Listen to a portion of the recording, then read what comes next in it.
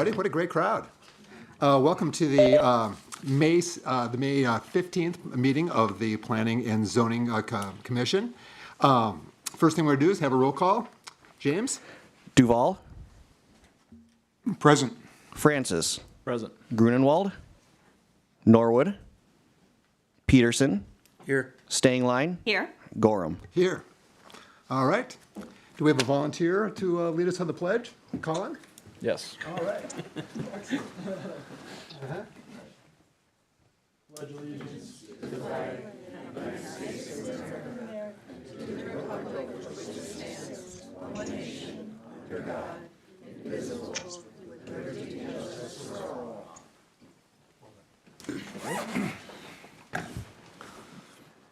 We are up to item 4 of the agenda. I'd like to propose a change on the agenda. We have a pretty good crowd here, and I think a lot of people are interested in the interim use permit for outdoor storage. And so what I would, looking for a member to suggest that we make a change. Basically what we want to do is take 7A and move it into unfinished business, because we have certainly talked about the crypto before, so we figure we can get away with calling that. So crypto will be 6A if a member will make this suggestion. Mr. Chair, Yes. I would move to approve the amended agenda as proposed, moving item 7A to 6A. Very good. Do we have a second? Second. Any discussion? Hearing none. All in favor say aye. Aye. Opposed, same sign. There we go. Looking for approval for our April minutes. Looking for a motion? Motion to approve. Second? All right. Any discussion? Hearing none. All in favor say aye. Aye. Opposed, same sign.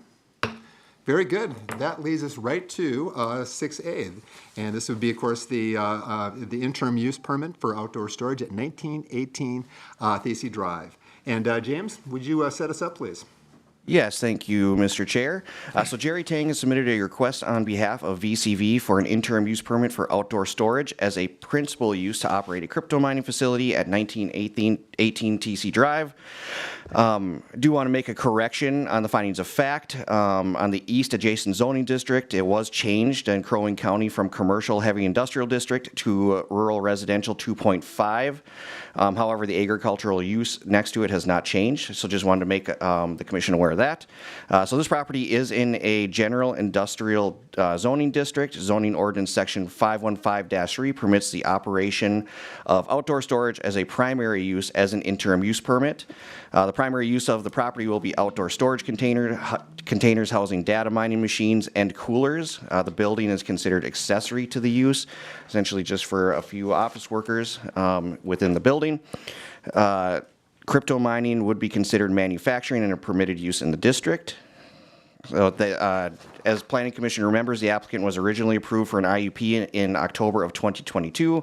However, the minimum improvements were not started within 1 year, so the IUP has expired from that original one.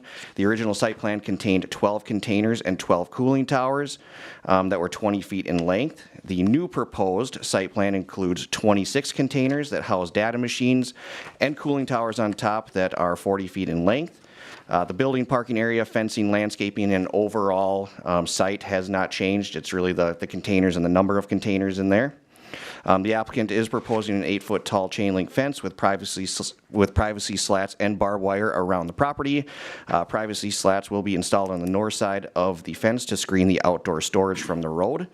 The applicant has proposed 5 parking spaces for the facility and a large driveway circling the outdoor storage facility at the property. This was reviewed by the fire marshal. The original one that they had submitted with the application wasn't quite wide enough, so they did have to resubmit a plan to staff. The screening, landscaping, parking, and off-street loading satisfies the requirements for outdoor storage as a principal use according to the allowed use section in the code. According to the rules and administration of IUPs, the proposed use shall not involve any element or cause any condition that may be dangerous, injurious, or noxious to any other property or persons. The applicant is proposing immersion processing with cooling towers, which is quieter than open processors with kind of traditional fans. However, based on the number of cooling towers on site, the site will generate substantial noise. Per staff's rough calculations, the nearest residential home is approximately 2,500 feet away from the facility. Based on the rough calculations of sound, I cannot definitively say that it would be dangerous to those properties. I'm certainly not an expert on that. I have run some rough calculations on it.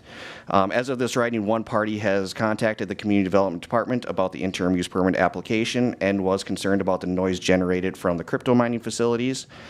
So with that, staff recommends approval of the interim use permit for outdoor storage as a principal use for the crypto mining facility with the following conditions.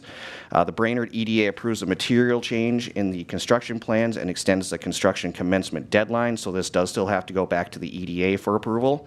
And the guard shack is moved behind the front yard structure setback. That was a requirement that they had asked for a variance for at the last one, and it's still included in the plan in front of the fence.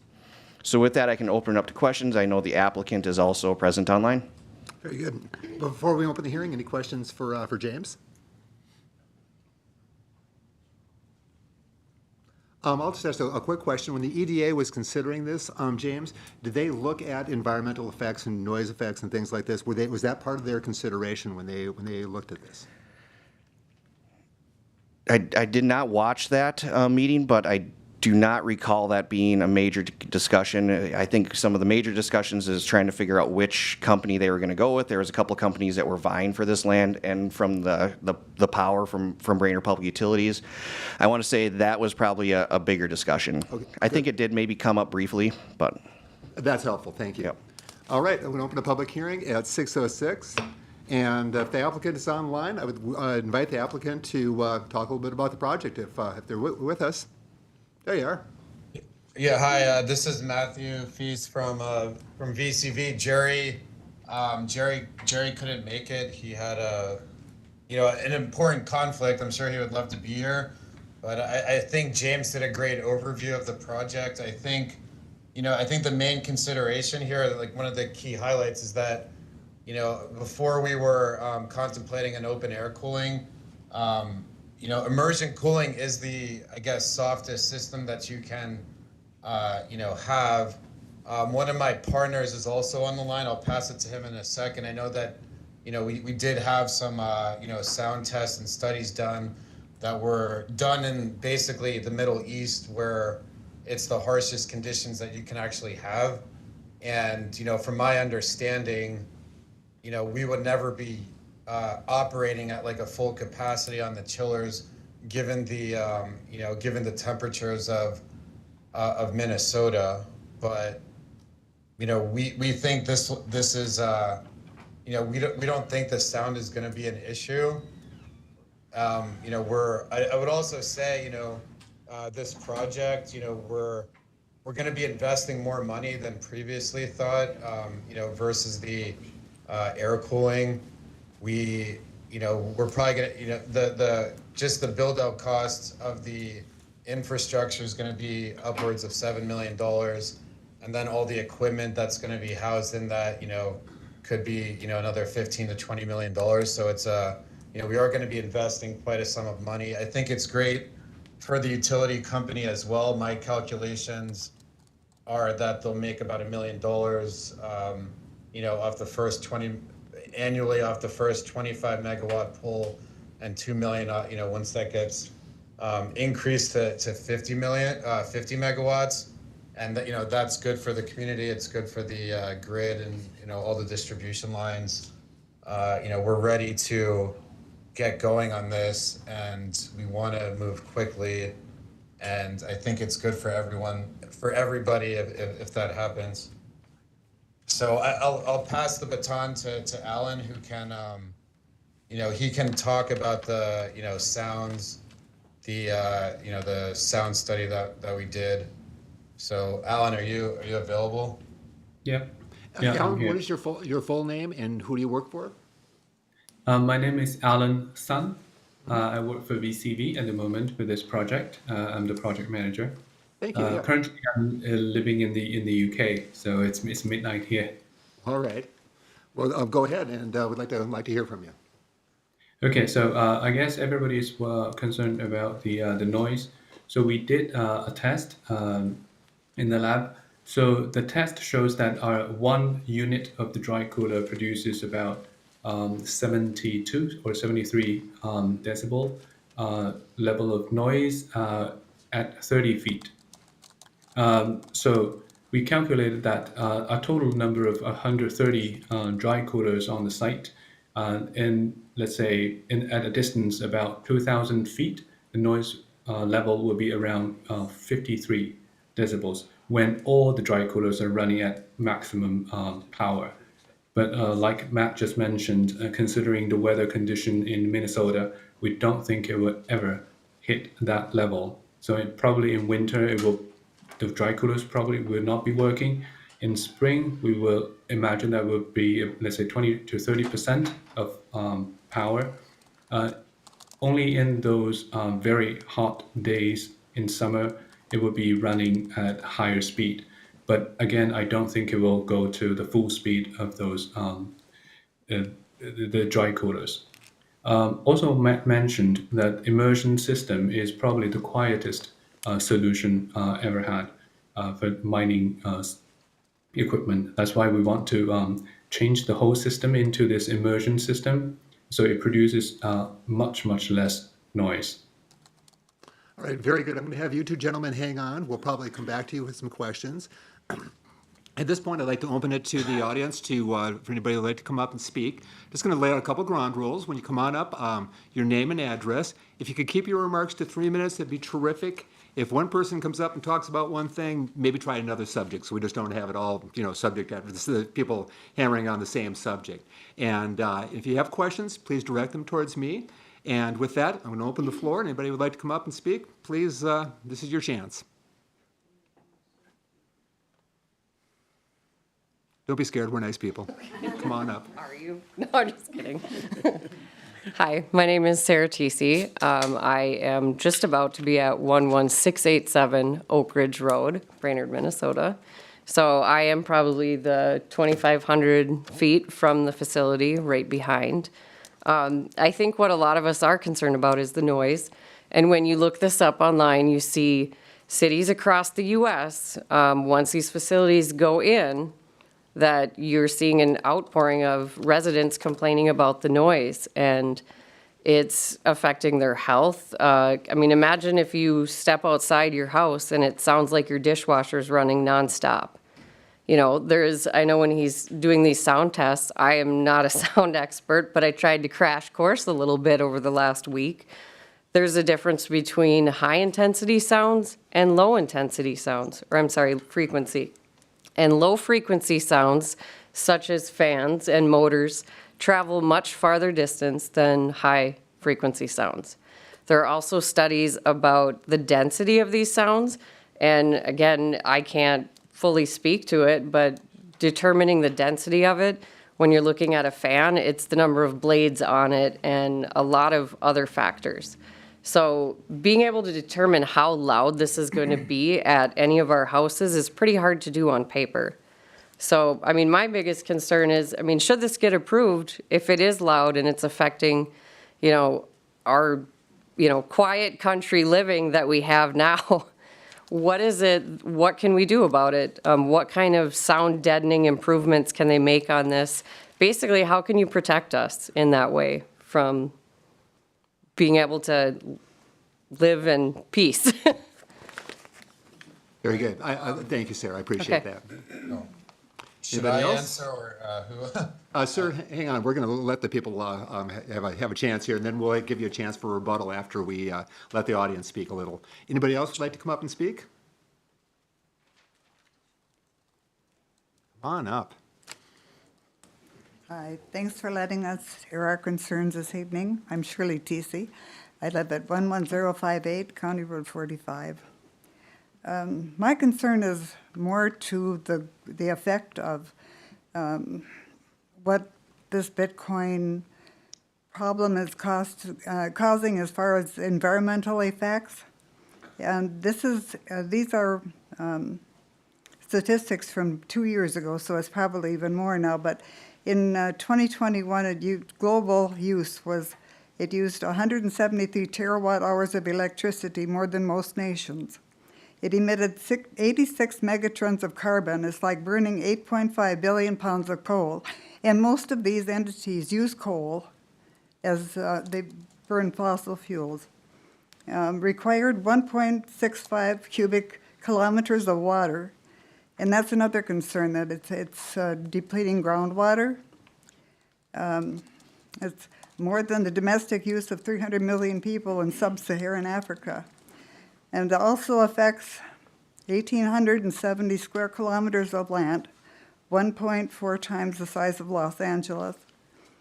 And it gets 67% of its energy from fossil fuels, with coal contributing 45%. And I just think if we care for our environment, that we should take a really close look at what it's doing. Thank you. Thank you very much. I appreciate your thoughts. Anybody else like to come on up?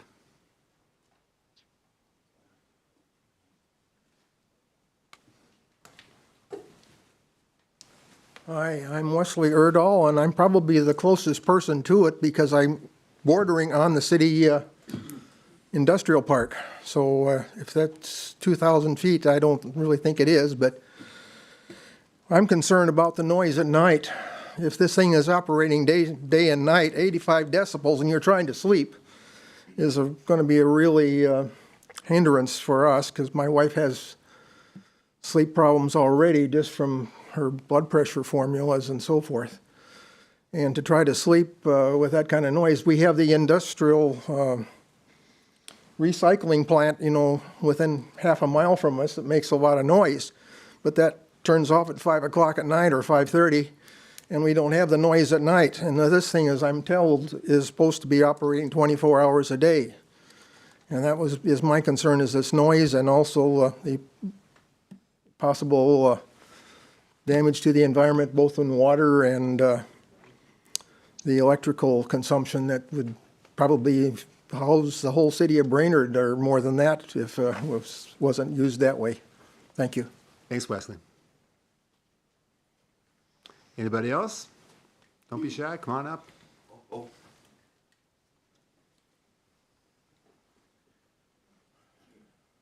My name is Craig Cundy. I live at 11319 Oak Ridge Road, Megan and Sarah's neighbor. I've lived on my land for 34 years, and I hunt, and I love my land. And the last thing I want to do is sit on my deck and listen to that noise. Can you guys, I don't know if any of you hunt, but if you do, sitting in your deer stand listening to that, I'm right on the power line that runs east and west, the main new power line that went through. I can hear Lexington plain as day already with their blowers. So I'm worried about the noise that this place is going to put off. Thank you. Thank you. I appreciate your thoughts.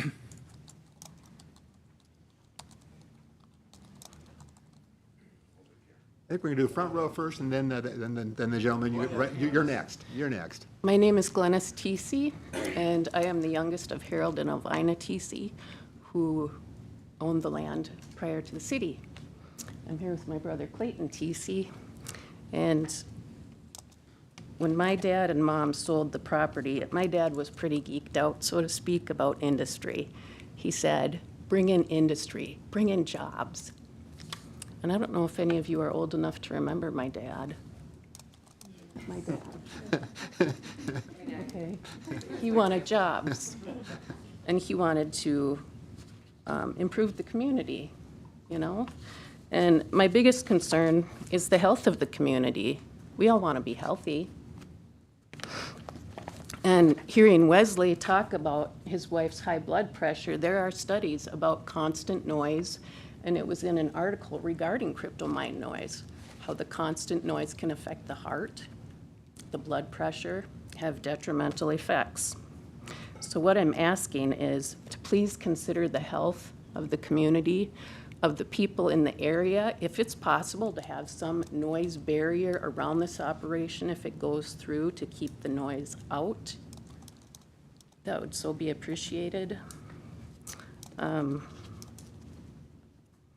I don't know if that's possible, but that's what I would hope for. Thank you very much. I appreciate your thoughts. Anything else? My property is 11374 County Road 45. So it is the property is right on the other side of the industrial park. There's farmland, and then there's a house. My mom's property is what he was talking about, that is zoned residential now. So Thank you. Thank you, I appreciate your thoughts.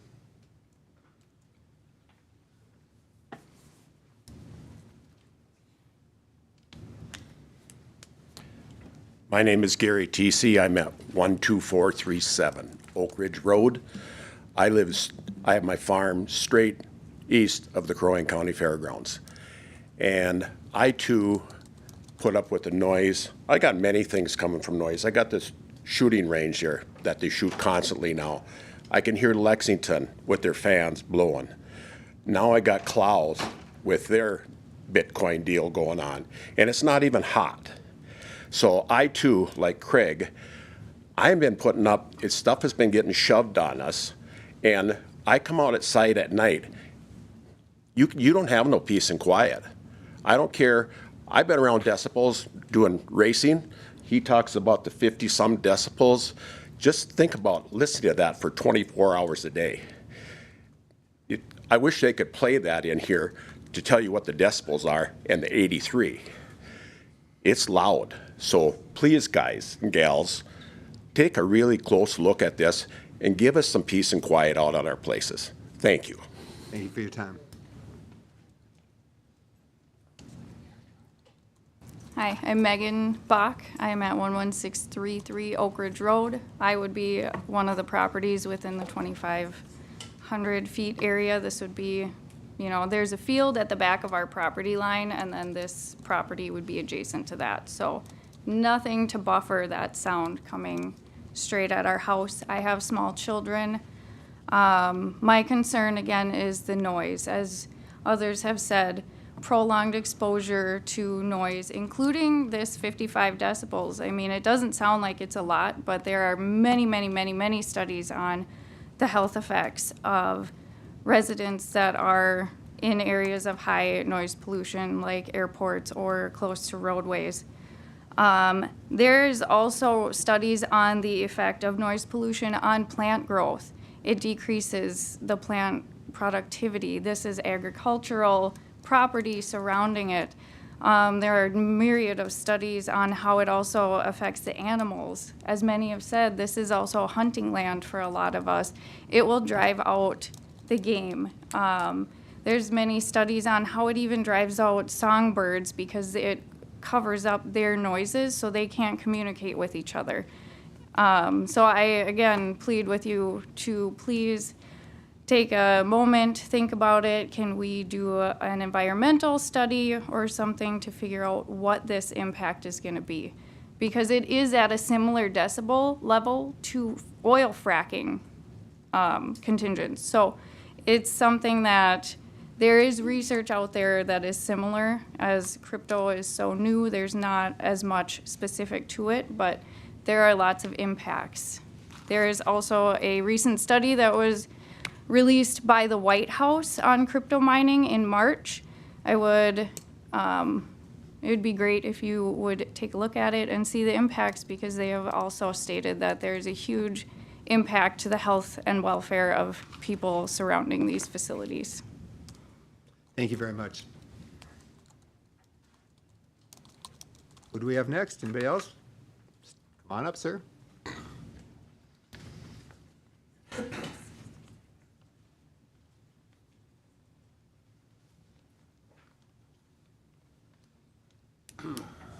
Hello, my name's Bob Fear. I'm not sure I should be speaking. I don't live in Brainerd, but I live in an adjacent town, but I was invited by a couple of friends here to come and listen.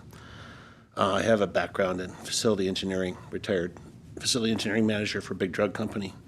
So it's interesting, the comments. I just have basically one. What town are you from? Nisswa. Nisswa, very good, thank you. Okay.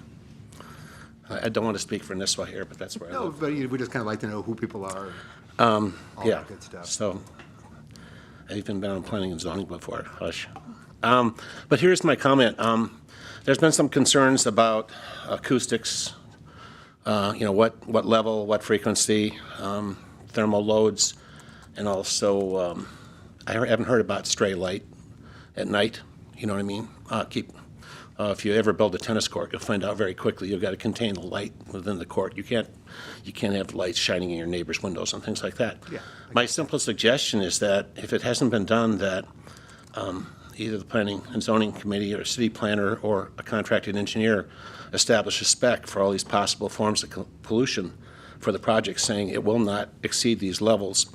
And I've heard some estimates at 2,000-3,000 feet out. Well, what's acceptable to you? Is it really 2,000-3,000, or is some of the land closer going to be developed, or is it 100 or 200 feet? So wherever that spec is, I think it should be developed, published, debated, and then at time of building the facility, they'll build it to that spec, and you'll give them a temporary certificate of occupancy, but then you'll come with some sound meters and light meters, et cetera, and you will not give them a permanent certificate of occupancy till they meet the spec, 30 days after they're ready. And that's my 10 cents. Well, I appreciate that. Thank you so much. Thank you. Would you like to come up again? I had 15 more cents. You can come on up. You bet you can. Just for sake, so I downloaded a decibel meter on my phone. I'm sure this is highly accurate, right? But I'm gonna use my sister as an example because she's my sister, so I should pick on her. The entire time she spoke, and actually when the gentleman there just spoke, the max you hit was 67 decibels on here. I mean, you went from 52 to about 65 on here. So I kind of was sitting here thinking, imagine my sister was constantly talking. That's, that's kind of what we're looking at. I mean, even when you say if it's 50 decibels as it hits our house, but it's a constant. I mean, it seriously feels like, would you want your dishwasher running all day long in your house?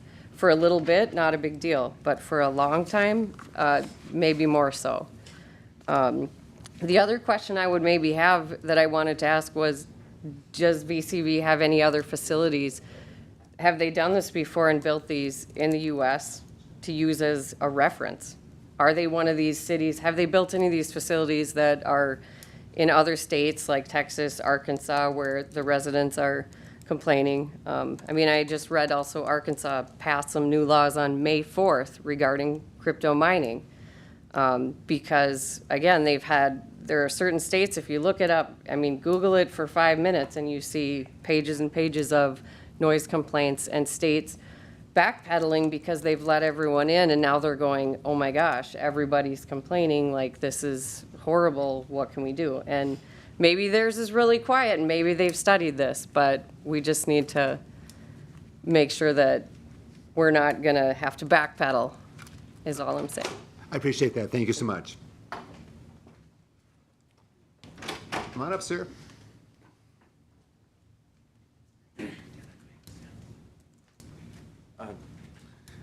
Nolan Faber. I live 10936 Red Oak Trail in Brainerd. My question was, as you were talking about it, we did the energy study or whatever, how much energy that they're going to use. We haven't seen a report on that. You guys have a report on that? Because you guys are going to be using a lot more electricity here at this time. Like, is it going to cause blackouts? Like, just different things like that with electrical, because we see it. And I'm hearing from these guys too that are that the VCV or whatever. They talk about everything they say is I think, or and I don't like the word think, right? We can all think about stuff. I think about stuff every day, right? Is it real? Is it not? Or whatever. So I would like to see some real data on what's going on. Like what she was saying is we don't have to reinvent the wheel to be able to do it. There's a lot of other states out there that are saying we're not going to do this anymore because of electricity, of the noise, and all of that type of thing. So I think we just need to make sure that we look at that. Appreciate your input. Thank you so much.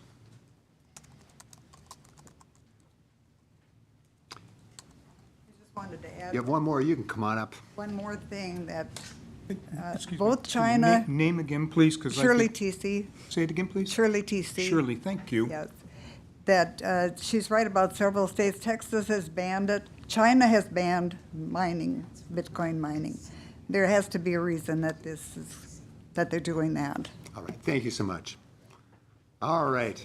We're going to limit the number of, this is the last double. Come on up, and then we'll try to make sure we have a single voice. Make it short. Well, I like that. Gary Teesey again. Yes, still.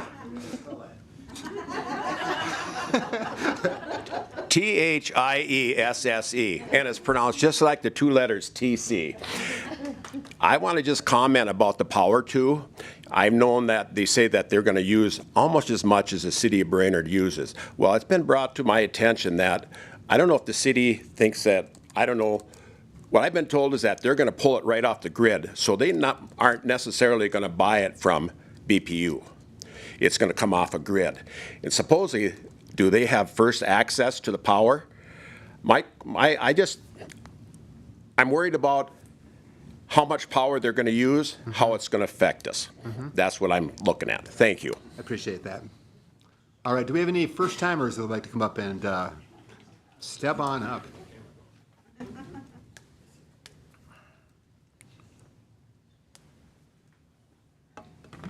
Jessica Faber, 10936 Red Oak Trail.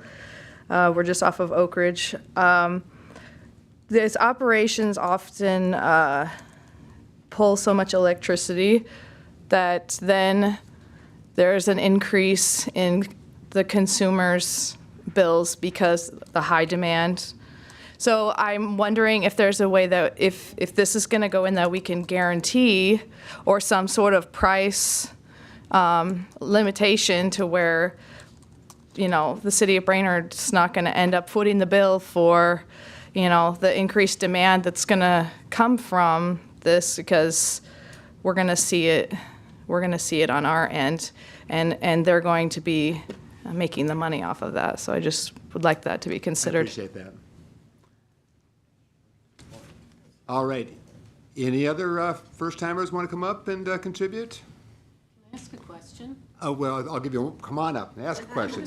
You can direct a question to me, you bet. Did you ever find out how many jobs this is going to produce for the local community? I think what I'm going to kind of fill in at this point is our question tonight is about land use. So we're not charged with the whole macro, Okay. does this make sense, economics. I think you have some very good questions. I think there BPU and other people should have good answers for you. I hope they do. Okay. So we're really needing to stick to kind of the land use question Okay. tonight, but I appreciate your concern, so One thank you. more question. Yes. Has anybody ever listened to crypto mining? I personally haven't had the opportunity. Are you going to play a little crypto mining for us? All righty, we're going to do that, then we're going to try to wrap it up here. No, this isn't. You got a mic, there you go. Okay. That was my husband saying, "Don't put me in the picture." Okay. Go ahead. That's what it sounds like. And I'm in my car driving, so I'm not, you know, there's the barrier of the car. All right. Thank you very much, I appreciate that. Okay. All right. It just gets gnarly there, so that's why I was. Okay, thank you. All right, well, I'm going to take a last call for first-timers. If you haven't asked a question or had a chance to comment, I would like, come on up if you haven't had a chance. And with that, then what I'm going to do is go back to our applicants and would like to see if they'd like to respond to this. I also will ask any commission members if you have questions for the applicants. This would be a good time to have questions for the applicants. So go ahead, gentlemen. If you'd like to respond to any of the comments, please, this is your chance. Hi, this is Matt Feast again. I was actually, I'm sitting in I was trying to use the video function, but then when I do that, I lose the connection. So, anyway, yeah, I mean, we want to be a part of the community. We're going to be investing a lot of money. So, I think we are being thoughtful by using the immersion technology. You're not, it's a little bit different when you have open air mining. It's going to be more like that sound that, is being played on the phone. This is going to be, buried under oil. Like the machines are actually going to be submerged in oil. And the real sound will be the chilling fans on top of the containers. So, I mean, I don't know how to, one analogy, like my car can, go up to like 140 miles an hour, but I'm usually driving around like 60 or 70.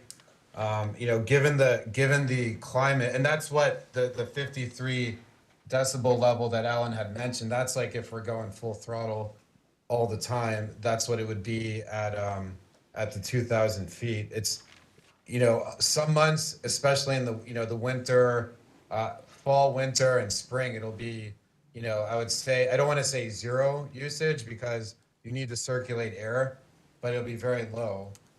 There might be some, a few weeks, maybe a month and a half in the summer where it's going to be, a little bit closer to the limit, not the, I don't think we'll be using the full amount of power, but, we're sensitive. We want, when we come, if we ever come back for, a permit to, get more power, we want everyone to like us.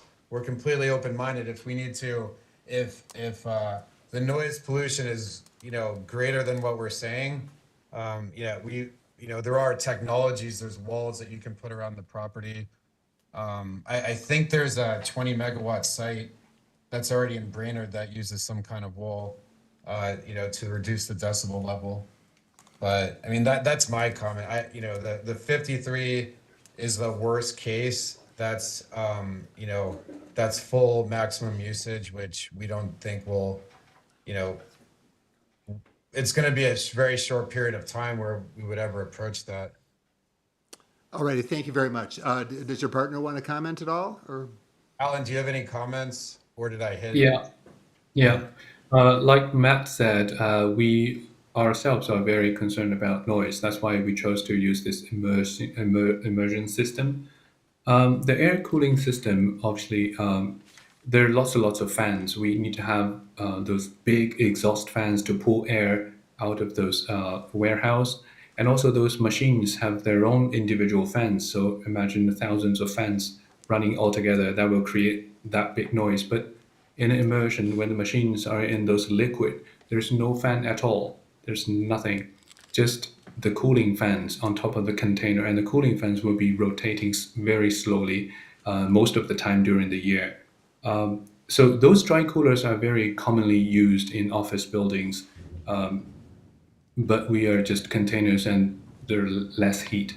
And also the liquid, they operate somewhere between 65 degrees to 110 degrees. So imagine the weather is much, much cooler. Even in summer, it won't even hit 110 degrees, I guess. And also, somebody mentioned the water usage. That's also another benefit of this immersion system because it doesn't really require water. Unlike a traditional air-cooled system, it will require water in hot summer to, let's say, keep the air cool so that it will increase efficiency. But in the immersion system, we don't use water at all. It's just those liquids. All right, thank you very much. Any commission members have questions for our applicants? This is a good chance to ask if you have a question. Mr. Duvall. Mr. Chair, thank you. For the applicant, could you address the concerns that we heard regarding the amount of power use and potential for interruption of service to other consumers and users of power? Maybe you can speak to the relationship or the contracts that are with American Electric Power and conditions you have with Brainerd Public Utilities. That would be helpful, I think, for folks to understand how their power and the reliability of their power may be impacted as they've expressed tonight.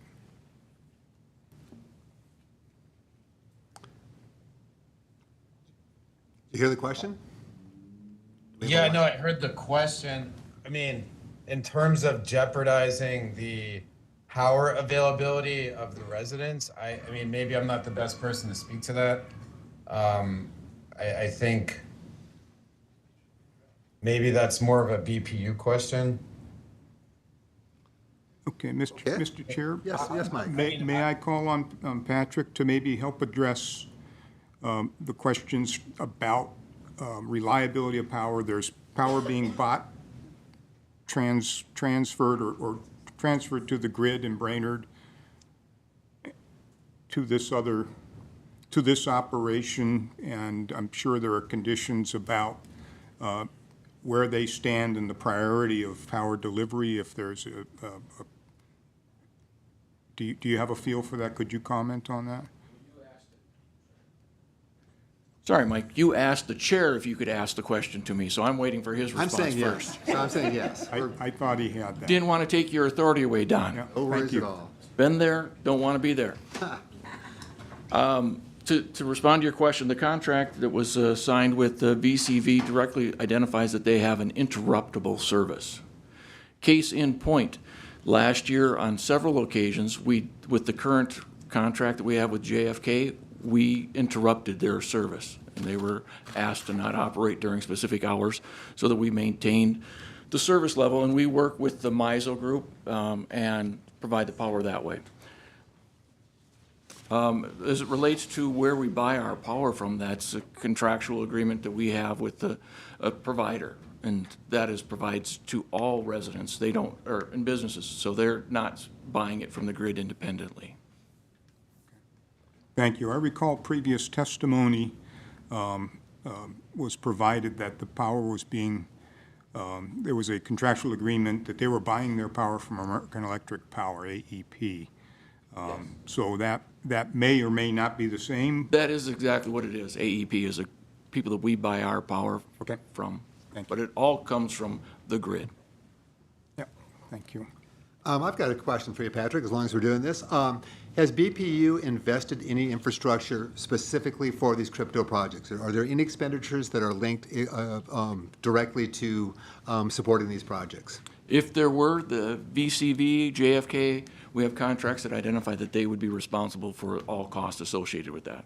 Has the city spent anything yet? In my 30 days at this position, I couldn't answer that question specifically. Okay, all right, all right. I have one more for a quick. Go for it. They're stating that the profit level will be around $1 million initially for the city of Brainerd. And the power usage is what they stated, up to $2 million. Is that truly the case? There'll be a profit to the city of Brainerd? At this point, we haven't generated any revenue from VCV. Okay. Until they start using power, that's when we do. But until then, it would be only speculation. But the contract we have does require that we make a profit. Okay, okay. Thank you. All right. Other questions for the applicant or Patrick? He seems to be the man of the moment here. All right. Yes, Mike. Question for the applicant. Could you tell us how many jobs, full-time jobs, would be provided by the project that we're discussing this evening?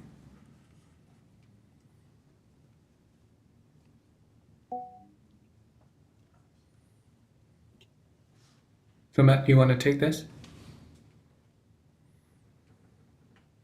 Okay, so first of all, when we started building out, we will definitely hire local contractors. We are actually about 2 months ago, I was actually in Brainerd.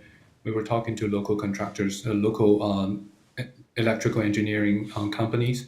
So obviously that would be indirect, providing opportunities of jobs to through our partners in Brainerd.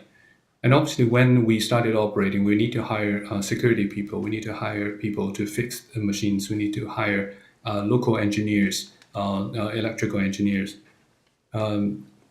So yeah, we're definitely created jobs. I'd like to follow up on Mike's question. Oh, go ahead. If I may, in September of 2022, VCV had testified that the project would employ up to 16 full-time employees. Is that still a reasonable number? When you take away the startup build labor pieces here, the long-term operation of this, is that still a valid number?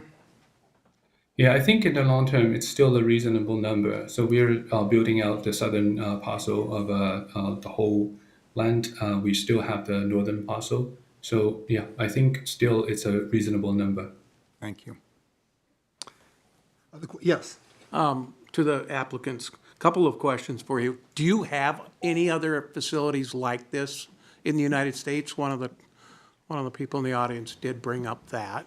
That's question one. Oh, sorry. All right, I'll wait for question two. Question two? Okay, question two is, you're saying it's an immersion system, so that's obviously self-contained with an oil or whatever. And how are you cooling that with, I mean, have you looked, you know, I'm not that smart on computers, but I mean, is there heat pump situations where you can use the ground to cool this and not have such an extensive fan power?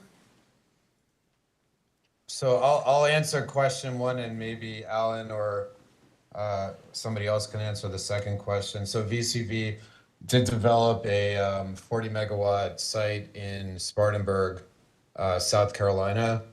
I think we did a great job, getting that out of, getting that off the ground, pulling that together.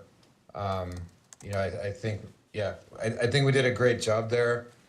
There's probably, I want to say there's about 12,000 miners at that location. That is open air, so, we, as a company, VCV, have not done the immersion yet, but we've seen it before, we've heard it before. It is much quieter than the open air. So follow up with that, is there any of these units that you're proposing in the United States now? Are there immersion? Yeah, it is less. I don't have the, I mean, there's, I would say there's, several million, BTC miners in the US. I don't know what percentage of those are immersion, but I've seen the infrastructure cell. I know that it exists. I know that, one of the largest manufacturer of the largest manufacturer of the mining equipment sells immersion, kind of ready to go immersion setups. It is popular. It's just more expensive. So that's why it's not the dominant form of mining. It takes more money to do it, but in the long run, it is more efficient. It's quieter. I think it's better for everyone, but it just, the startup costs are a little bit heavier than open air. If everybody had the money to, if everybody could, I think everybody would do the immersion. But yeah, the gateway costs are higher. So they're self-contained, the cooling? Yeah, I mean, yeah, I mean, Alan, can you talk to the cooling on the immersion? So in the cooling, so basically it's a closed loop circulation system. So the liquid goes into the tank where it holds all the machines. It takes the heat away from those machines and it will be circulated into smaller pipes and other heat exchange equipment through a pump. And the dry cooler is basically just a fan. It just rotates and suck air from bottom and then pump the hot air up to the sky. So the heat exchange happens between the liquid and the air. Alan, I would like to Yeah. speak too on this. My name is Bob Davidoff. I'm an engineer. I'm not actually the applicant, but I'm a engineer on the team that has done this for about 7 years, all across the world, all different cooling mechanisms. And I could just tell you that what Matt and Alan is saying and what a lot of people are saying about the sound. So let's just talk about the sound in terms of this immersion. There's 2 point sources of sound. So they're going to be the machines that have the fans, and then it's going to be the cooling mechanism, which is the dry cooler. Going to the immersion, as a lot of gentlemen have been talking about, already completely eliminates one sound source, which is the actual machines. So they'll be submerged, so everyone bringing up really great analogies today. That's like trying to talk or scream at someone underwater. I've done this as a kid. You go into a pool and you try to talk or you put a speaker underneath there. When you're talking about drowning out the sound with immersion, so a lot of the examples that were used today is air cooled in terms of sound, but just to be clear, the impact for this group using immersion, really takes away a lot of that sound. So 2, now where does the sound will come from? It'll be coming from that dry cooler, or basically what's glorified AC units that have an evaporator coil outside. And yes, a lot of people talk about decibel levels, and so your AC unit on the outside, that could be 50, 60 decibels. There's examples of dishwashers and voices, and in short, this is all good information. To be also clear though, with what this dry cooler does, it's like a radiator in a car. So as what Alan's saying, it's a closed loop system, so there's no use of water. So the whole concept of taking away water, that's a moot point. This is a closed loop system. And so half the noise, like I said, is drowned out. So now the only noise that's left is gonna be on these dry coolers. Well, if you ever look at a dry cooler, the fan is presented right. It goes up into the air. It doesn't go left to right. So that fan, that sound is going straight up, and it's used in not just data centers, but as the gentleman was saying, in lots of industrial. And I know there's other engineering people in there that's talking about the decibel levels of 50 decibel or 60 decibels. So the one thing to be clear on an engineering mind, once you take the point source and you get a decibel reading, let's just say 50 feet away from that dry cooler, again, the fan's actually going straight up in the air, not across the community. But let's say that you measure that decibel level, and that decibel level comes in at like 55 decibels. The rule of thumb, this is math, it really comes down to a math equation. I'm not going to bore everybody on logs because it's a logarithm mathematical equation. But once you set that point of decibel level, say it's 100 feet at 50 decibels, you've doubled 100 feet. This will be simple math. Double 100 feet, well, we could calculate that. That's 200 feet. Every time you double that, you will lose 6 decibels in terms of that. So as this noise does go past, when you look at 6 decibels over a period of time, and you're looking at the feet, the decibel levels will be very low, and those decibel levels will be upright. Again, I'm just talking from engineering mindset here, but I just want to make it clear because a lot of the sound and a lot of the stuff that's going is from air. Sir, I think you've done a good job of explaining your point. I appreciate that. Any other questions for our applicant? Mr. Chair, just clarification for the person I was speaking, are they part of the applicant team, or are they an individual providing comment? I wasn't clear on the role. Bob, are you a contractor, or are you with the firm? Yeah, I'm an engineering contractor that's been hired to look at the engineering side of things. Thank you. So I'm just trying to speak from a technical engineering perspective only. Thank you very much. All right. Other questions as we wrap up the hearing? Other questions for the applicant? We'll call one last call for questions from the applicant. All right. I'm going to close the public hearing at 6:52. I'm going to ask that the applicant remain on the line. I want to explain one thing in the process here. The Planning Commission is an advisory board. Whatever we do, the decision still, if we say no tonight, it's still going to the City Council. If we say yes tonight, it's still going to the City Council.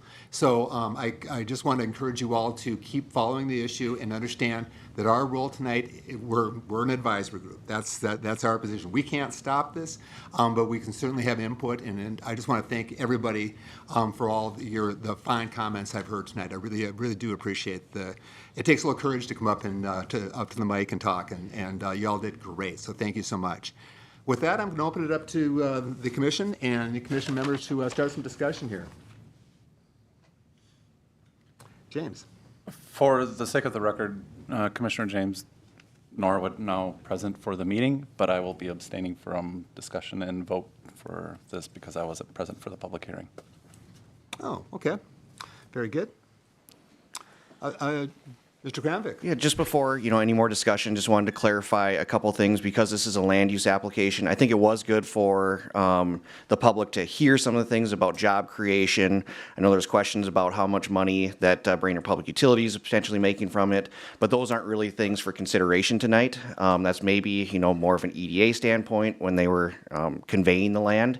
So just wanted to kind of make that clear that, certainly good to hear those things, and they answered those, that's not really consideration tonight. Thank you, James.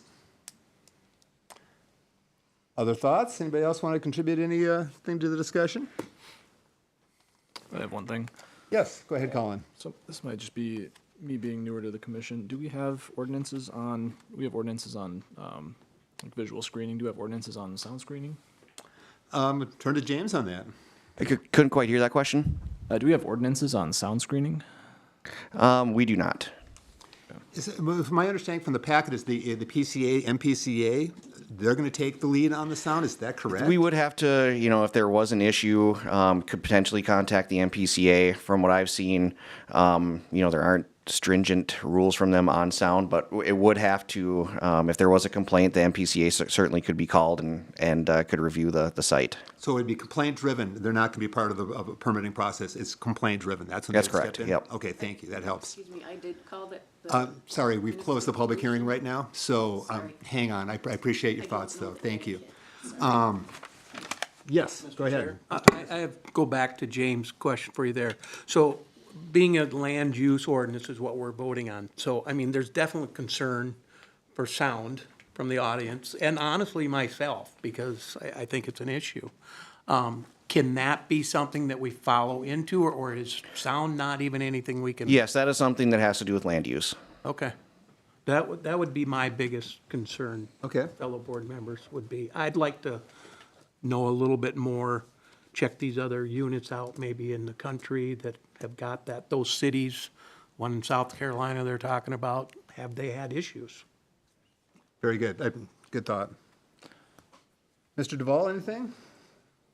Yes, and I appreciate the comments and the guidance from staff regarding focusing on the land use. I will also point out that our decisions on this board are guided by the comprehensive plan. And I find that this application is inconsistent with our comprehensive plan in a number of areas. And it does have to do with the number of jobs, and it does have to do with the amount of power demanding and how that compromises our future for creating housing and the other things we are responsible for here on this board. And so I look at our comprehensive plan on economic development. It's goal 3, policy 2, attract new businesses best suited for the community's assets, increasing local employment options, and building the city's tax base. And I feel that the project fails to increase the local employment. We've got 16 jobs, full-time jobs for this particular element. And when you want to put that into the scope of the relative to the amount of energy demand that's being pumped into this city from the grid, and borrowing from our renewable resources like the Brainerd Hydro Dam and the newly installed photoelectric facilities at the airport and planned ones at the BPU site, you're talking about, over 1.5 megawatts of power per person on the payroll. You're talking about enough power for 162 homes, single-family homes per employee. We got to build those homes. We have to find places for those. Where you'll find that is under our housing goal 1, policy 5, ensure an adequate supply of quality and affordable housing units for current and future residents. So we're thinking forward how we're setting the stage for future residents of our city. And this energy demand is really equivalent. What for this particular site, 26 megawatts is the power that would take to power 2,600 single-family homes in our city. A third of our city's houses. So that's a lot of power that's coming in here. And then policy 5 is regarding steering the city development to energy and resource conservation by promoting renewable energy sources. American Electric Power is, like a lot of power companies across the country, are working towards that. Right? But this power is going to be brought into our grid. It's going to be distributed by our grid and from our public utility company.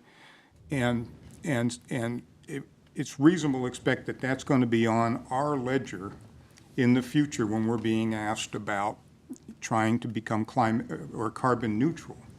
And right now, we've got about 10% of our current demand that puts aside this proposal is provided by our hydro dam. That's a pretty good start.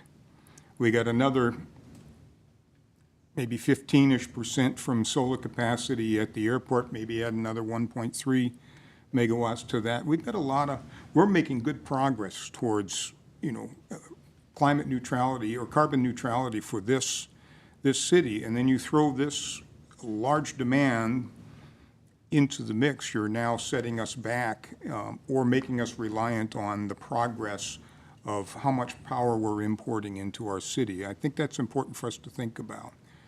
And so I find that this application really fails the test on economic development. It fails the test on 2 points on facilities and infrastructure goal, and it fails the test on our housing goal. So I'm concerned that we're entertaining an application that's inconsistent with our comprehensive plan, and I think it needs to be part of the discussion tonight. So, thank you. Thank you, Mike. I just want to share a couple thoughts that I have on this. One of the things is that about sound is that sound travels.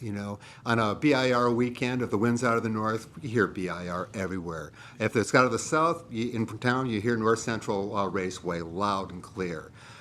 Smells also travel a little bit. I'm an old timer. I remember the days when the TC Dairy Farm would get that manure out, and the story was maybe they'd spread that manure when there's a good south wind. And maybe that's what they were doing. I don't know if that was true or not, but I still get a little chuckle out of that. And the whole point of what I'm trying to make here is that we're all tied together here. We have to think of this as a single community, and I think we're looking at industrial use that the choice of having this open air is really makes it's inevitable that it's going to have impact on its environment. And it's interesting that Crow Wing County changed their zoning from industrial to the adjacent area to residential. And I think they're recognizing that this is a residential area, and we need to see past borders. And maybe our border ends at Industrial Road or wherever it does, but our impacts they don't. And so we have to be considerate of that. Another point we need to think about. I think this process is a little bit backwards. I really think the land use question should have been settled before EDA entered into agreements, before we went into that thing. I really think the land use questions should have been settled before we get to this point, because we end up with some pretty limited options legally, I think, and in the position we're at this point. So those are my main thoughts there. I have a lot of concerns about this. I think noise does have this insidious effect. Loud noises do. They just do. And the link to health is very clear to health, that our nervous systems aren't meant to put up with this consistent noise and things like this. And I appreciate that our applicants are, trying to assure us that everything is going to be A-OK, but I just don't see any hard information coming from the applicants right now about what the operation is going to be and what we're going to expect. And the first time we looked at this, we were looking at, what was it? We were looking at a few towers. Somehow the number of the towers went from, containers went from 12 to 26. The length of these things went from 20 feet to 40 feet. This is a much bigger operation than we looked at 2 years ago. And the third point I just have to make is that I just don't see crypto as a sustainable type of investment for a community to make. The price of crypto drops, crypto activity drops, just like that. And we could end up with a whole lot of real estate out there that's going to be a little hard to convert into other uses. And from an environmental standpoint, this just makes little sense to me just to look at, we're going to profit on selling all this electricity. We have to understand our role as stewards of the planet we have, and that we have to step up and show better care. So those are my points. And with this, I'm looking for either any more comments or a motion. Yes, Tiffany. I have comment/question probably for James or the applicant. So I am concerned about the noise levels. And there was mention of walls in some places. I know the highways have noise barriers. Is that something that could be done? Is it something we could put as a condition that there be some additional containment of that noise? or some sort of barrier in addition to that visual screening? So right offhand, I couldn't think of how to actually write, exactly what that condition looks like, because there's a lot of specifications that would probably have to go for it, height, material-wise, where it would be located. Maybe something I could prepare for city council to see what options are for that meeting for city council to consider.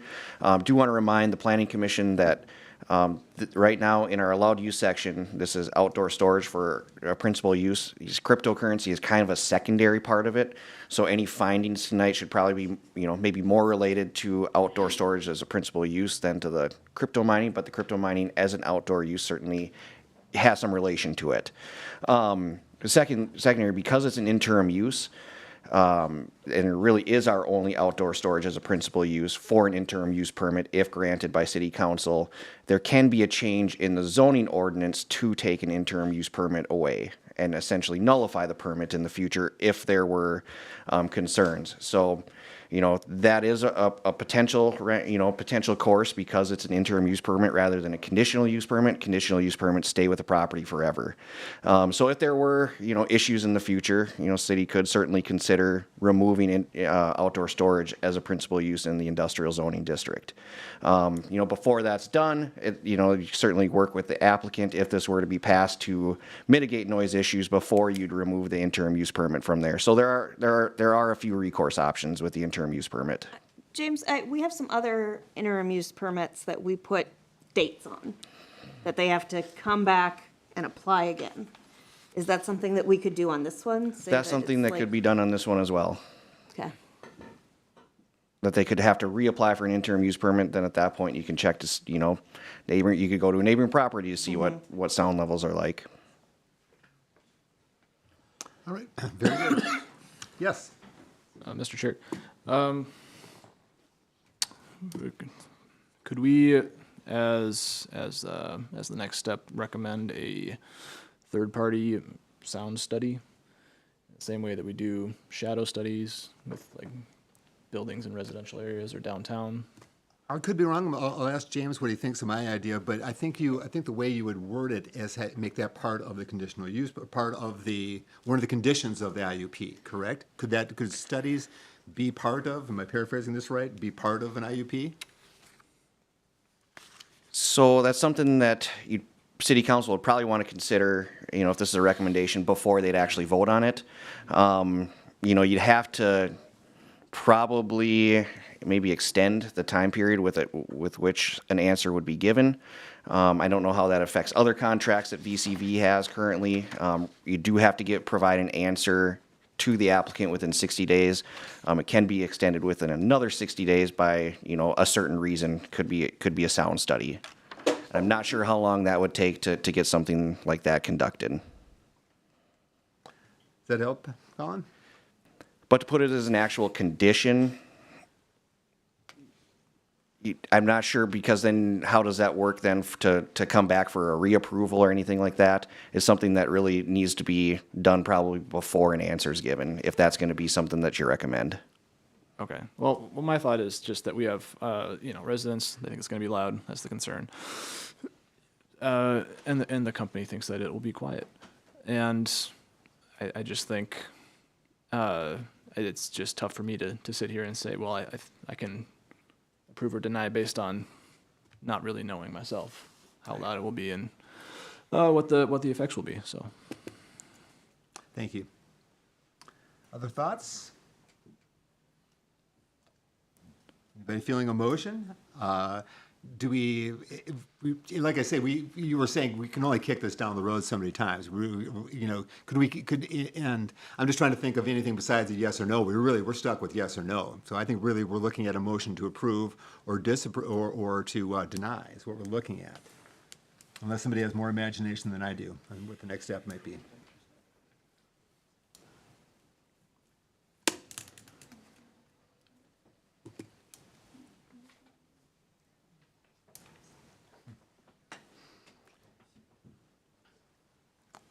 If I can make a motion, I'd make a motion, but the chair can't make a motion.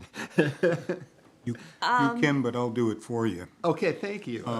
I move to deny the interim use permit for the address given here,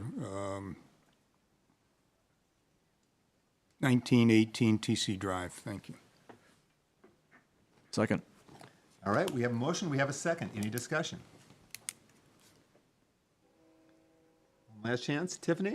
I'm going to vote against the motion in part because I want to make a recommendation that includes some further conditions to the city council. Okay. So I'll just kind of recap it here. If you vote yes on Mr. Duvall's motion, we are denying the IUP. And just so make sure we all know what a yes vote is on this one. And so any other points of discussion? If not, it's time to call a vote here. I mean, as the applicant, am I allowed to say anything? Not at this point, sir. Not at this point. I think at this point we appreciate your input. It's on us at this point, and we need to make the decision. Okay, let's do a roll call on this one, James. Duval. Yes. Francis. Yes. Grunenwald. Norwood. Abstain. Peterson. No. Stangline. No. Gorham. Yes. There we have it. 3-2. All right. There we go. Like I was saying earlier, this will end up at the city council regardless. It will go to the city council, and I ask all of you to bring your passion to that next meeting. Don't be shy about contacting city council people. That's your right to do that and to be part of the process. And again, I want to thank you for your time. As you leave, I know it's tempting to sit out in the hallway and chat and gossip. It gets really loud in here when that happens. So head outside, have your gossip, have your talk, everything like that. Thank you so much for coming. We're going to take a minute and let you guys move along. Thank you so much for coming. Thank you. You're welcome.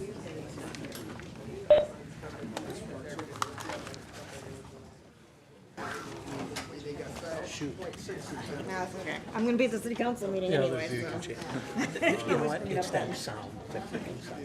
I think that's the big Especially when they don't know the answers. That's kind of. Thank you for coming. I appreciate your time. I appreciate your input. Thank you. That I was getting out of that group. There's different ways to cool this. That's what I was trying to get at.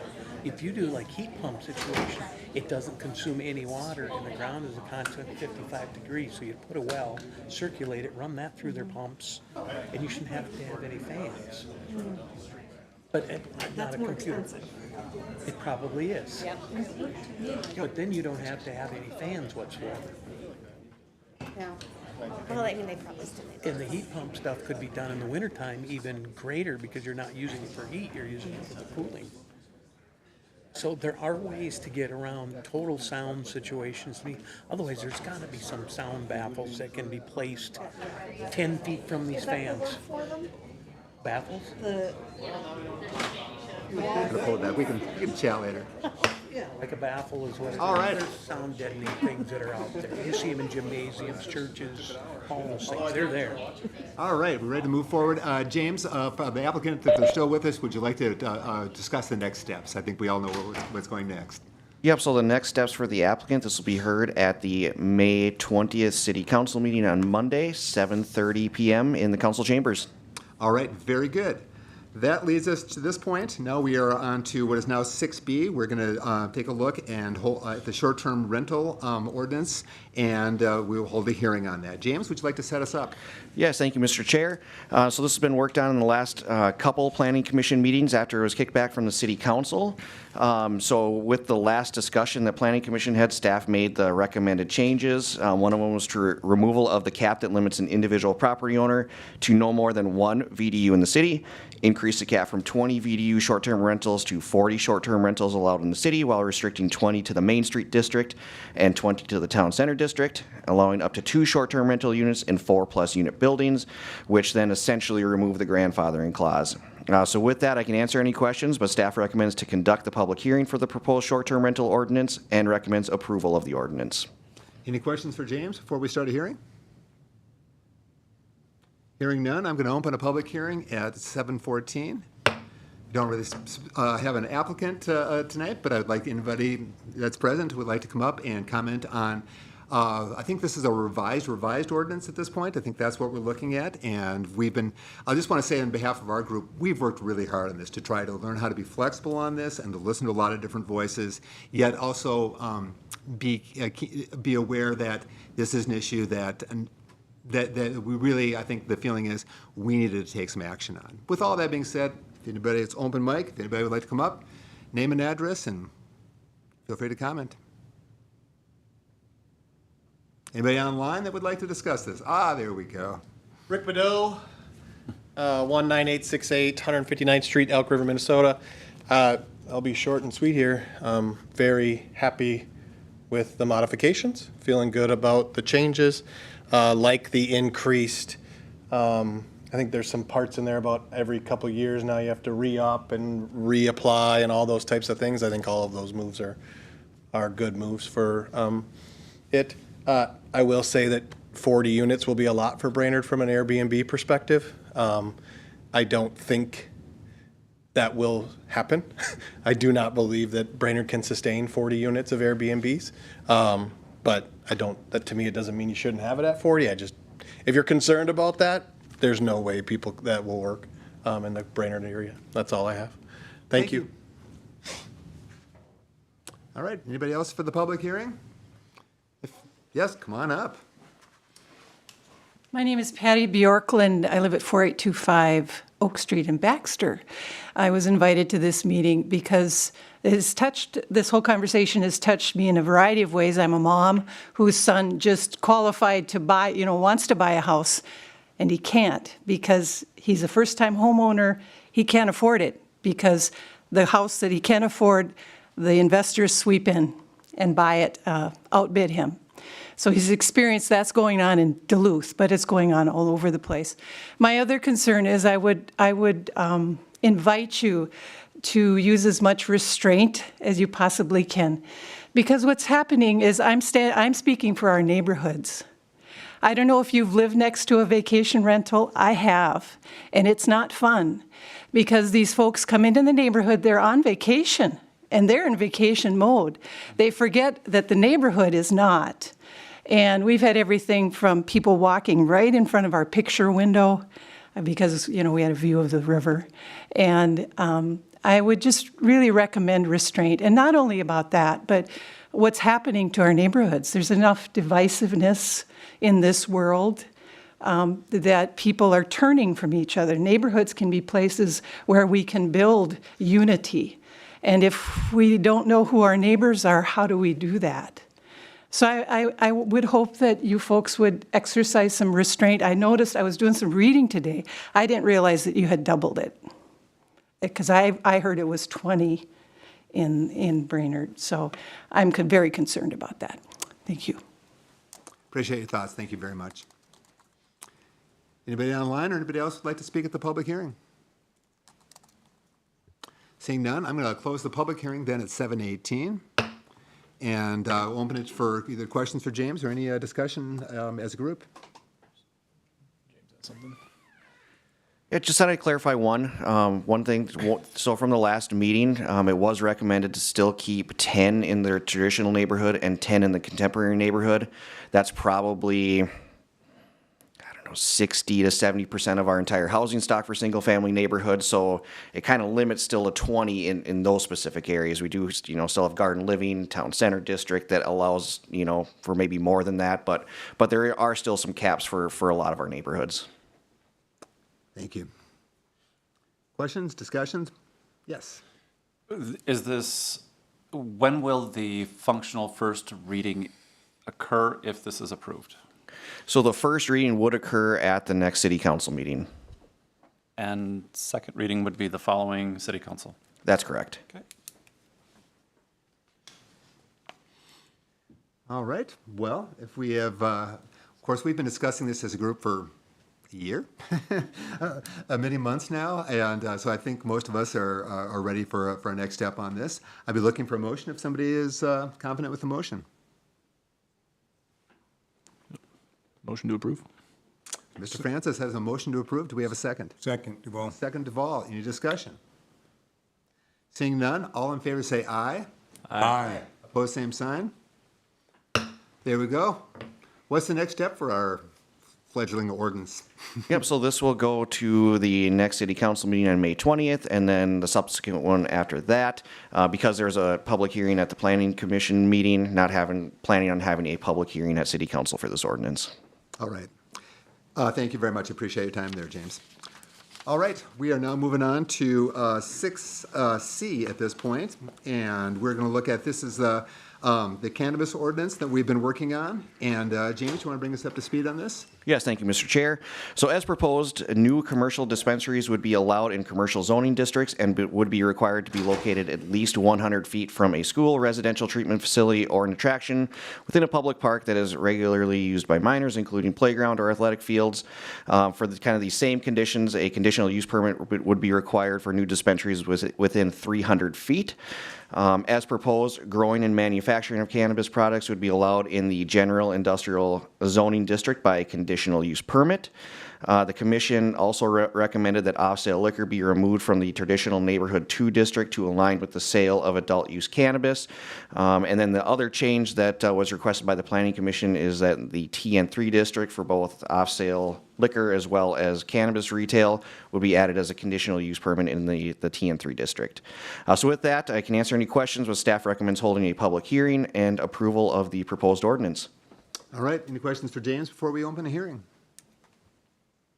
I'm seeing none, so I'll open this hearing at 7:21. Anybody either online or that's present today would like to speak? Come on up. Name and address. Commissioner. My name is Luke McCapes, 420 13th Street, Brainerd. Reading through the cannabis ordinance, I did have just a couple of quick questions that I wanted maybe a point of clarification on. Certainly. So the ordinance is saying that it's not excluding any low-dose products, edibles, candies, drinks, that type of thing. The question that I had in here was the product sales, the times, and I did talk with Mr. Kramvik earlier, and this might not be the same thing. The times in here on the ordinance are listed between 8 a.m. and 10 p.m. Question on that is, there are already establishments and businesses in Brainerd, like bars, that sell THC drinks. One, if that is where the ordinance is placing it, saying that it has to stop at 10 o'clock at night, we're putting extra work on the staff of each business to stop that then, and then to monitor that. So I'm just kind of wondering some clarification. Is it on sale time or off sale time? Are there stipulations for our businesses that are currently selling those products within the time frame? And I'll just go on my second question. I'm not very professional here. My second question is we've got some parts in here. The section on the cannabis cultivation, manufacturing, and related business activity. It does state that the city is going to require the fees, annual registration or renewal fees. My question would be is the delivery and the transport option. Delivery is going to be, according to the state policies and the licensure for OEM, delivery is going to be from like a retailer to your home. So I could see that falling into within the city of Brainerd. Transporter license is going to be from a growery or something like that to a retail location. I don't know if the city is going to have much over that, so that might just be something to think about. And I mean, my concern would be that the city is going to place a fee for a licensure that's going to be equal or greater than what the Office of Cannabis is going to even require. They're pretty high fees, but I'm just trying to kind of keep a level on that. So. All right, those are great questions. I'll just turn to James, and we're gonna put them in to see if we come up with. I think the two questions were about times, and the other were about fees and licenses and like this. And could Brainerd have fees that are more onerous than the OCM? So the first question to the 8 to 10 p.m. So first of all, lower potency hemp products that are currently being sold right now, if those are allowed to be served at, say, a liquor establishment, till 2 o'clock, which is what they're allowed to be open, though that would still continue. This doesn't have anything to do with lower potency stuff that's currently being served or for on sale purposes. So this would be related just to retail, similar to an off sale liquor store. So that part of it, wouldn't be applicable to the time part of it. The second part of it, cannabis delivery service, if it is from an actual retail service to a single person, I don't know if I would, I don't know if that should be taken out or is something that's, wouldn't have to be in an industrial use, in my opinion. I was thinking from an industrial use cultivation delivered to a retail store. That was my thought process behind keeping it in the industrial zoning district. But from a single car delivering to a house, that is not my thought process of a conditional use permit within the industrial zoning district. And then the last part was the fees. That's being discussed at the next city council meeting in the P&F committee. So right now this is talking more about the time, place, manner of the cannabis retail dispensary operations as well as cultivations and manufacturing. There's going to be an agenda item going out tomorrow that P&F actually was held today, so you could look at that video. But the city is not able to license any of these. It's done by the state of Minnesota. They have their licensing fee schedules from the state of Minnesota. I'm not sure what those are. What the city is allowed to do is, I think, specifically to retail operations. I'd have to look at it again, but we'll be discussing this, and I'll be drafting an ordinance. Initial registration fees can be $500 charged by the city, and renewals can be up to $1,000. Right now, the P&F, I think, did recommend with that, kind of maximum fees there. But, before I actually draft the ordinance, I'll be looking which ones we can apply those fees to. So there'll be, for that part of it, a public hearing at the city council for that ordinance, because that one's going to be a council ordinance. All right, very good. I don't think I've closed our public hearing at 7:26 here. Does that answer your questions? Yes, thank you. Okay, very good. Then I'll officially close the public hearing here and open it up to a discussion among the group. Not hearing much. Then we're waiting for a motion, either a yay or nay motion. I move to approve. All right. Commissioner Francis has made a motion. Do we have a second? Second, Duval. We have a second by Mr. Duval. Do we have any discussion? All right. Not hearing much of that. So then, all in favor say aye. Aye. Aye. Opposed, same sign. Hearing none. The cannabis ordinance is moving on to the city council. Are they going to look at this next meeting after? So this one won't be the next meeting. It'll be the meeting after for the first reading. The reason for that is discussing the ordinance regarding licensing number and registration fees. That way the ordinances can be kind of right next to each other going through city council. Probably the first meeting in June, you're thinking? Yeah, first meeting in June will be the first reading for this one. Very good. All right. We are now moving on to 7B at this point. And am I right here? 7B? Yeah, no, it's 7A now. It's 7A. And we're considering the garage requirement. And this is an interesting discussion. James, you want to get us started on this? Yes, thank you, Mr. Chair. So the zoning code requires garages and storage space for residential buildings with 1 to 4 units in all residential zoning districts. Once you meet the 5+ units, there is no garage requirement. There are still off-street parking requirements. So the garage requirement was discussed at great length during the zoning code update. I know it was at one of the workshops. Commission members did voice concerns about outdoor storage of lawnmowers, tools, snow blowers, toys, etc., and the increasing problem in the city. The Community Development Department does continue to receive multiple code complaints regarding outdoor storage issues throughout the entire city, some even from new homes that are built. The department also hears complaints from contractors and developers on how garages affects affordability of units. So there's kind of a double aspect there, and housing is important as well as affordable housing within the city of Brainerd. So from a staff perspective, if there's a consideration, I'd certainly recommend a garage or 10 by 12 shed be required for single family homes, but possibly not for 2+ units. The reasoning for that is even if it's a rental unit in a single family home, oftentimes they have to take care of the yard, take care of sidewalks, that type of stuff. There's maybe more of accumulation of things if it's more of a your own space as a single-family home rental. Once you get into 2+ units, a lot of times the landlord's taking care of it because it is shared space. So if there was a consideration, I still do recommend having some type of storage space for single-family homes, and I'll open it up to questions, and this is kind of a consideration for Planning Commission and seeking direction. All right, floor is open. Well, I can start. I have a lot of comments on this. Mr. Peterson, go ahead. Been a licensed builder, I don't know if you guys know him, but like 39 years. I don't know how many hundreds of units I built in Brainerd. No reason to have garages, number one. It is an affordability issue for some people. And I also have probably over 100 rental units in the area.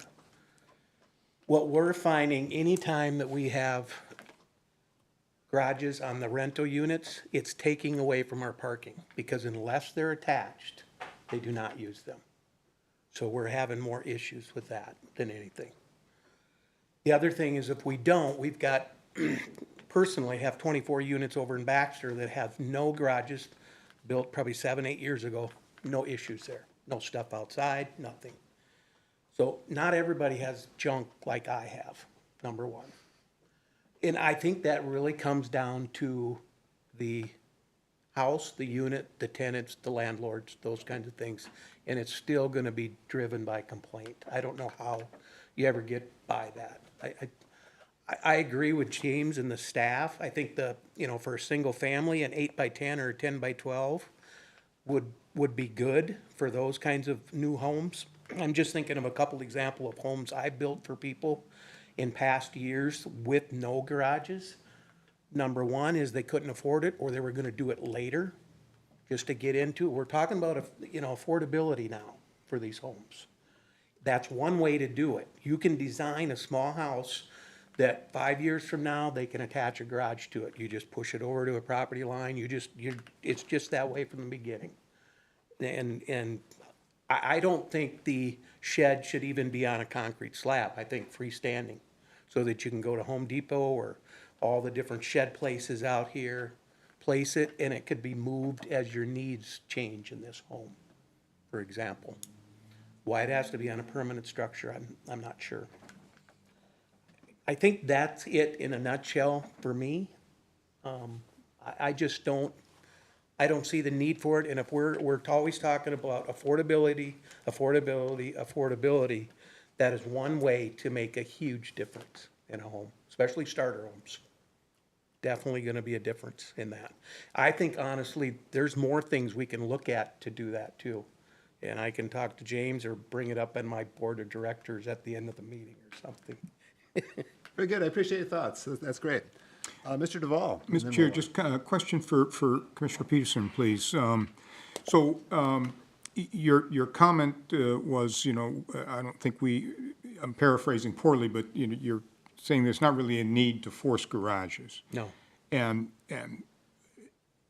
do you mean that we shouldn't have garages, or the garages will still come with certain houses? They'll come with certain houses. Oh, I just don't think we force one way or the other. I wanted that clarifying point. Yeah. Thank you. Yeah, if you can fit a 4-car garage, great, but I don't think we should be forcing people to do those things.